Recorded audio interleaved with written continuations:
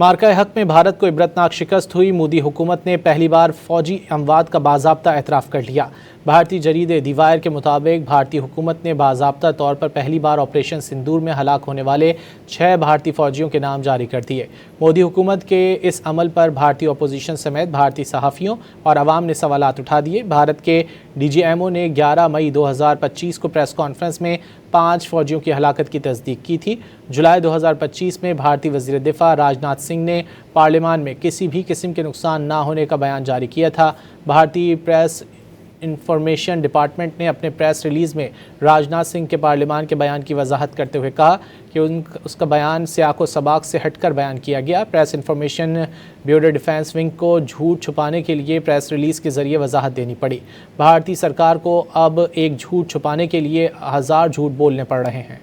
मार्का हक में भारत को इबरतनाक शिकस्त हुई। मोदी हुकूमत ने पहली बार फौजी अमवात का बाज़ाब्ता एतराफ़ कर लिया। भारतीय जरीदे दी वायर के मुताबिक भारतीय हुकूमत ने बाज़ाब्ता तौर पर पहली बार ऑपरेशन सिंदूर में हलाक होने वाले 6 भारतीय फ़ौजियों के नाम जारी कर दिए।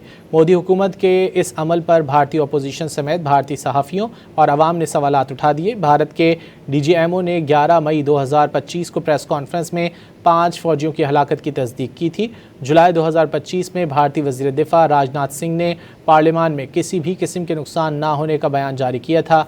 भारतीय प्रेस इंफॉर्मेशन डिपार्टमेंट ने अपने प्रेस रिलीज़ में राजनाथ सिंह के पार्लियामान के बयान की वजाहत करते हुए कहा कि उसका बयान सियाक़ो सबाक़ से हटकर बयान किया गया। Press information bureau defence wing को झूठ छुपाने के लिए प्रेस रिलीज़ के ज़रिए वजाहत देनी पड़ी। भारतीय सरकार को अब एक झूठ छुपाने के लिए 1000 झूठ बोलने पड़ रहे हैं।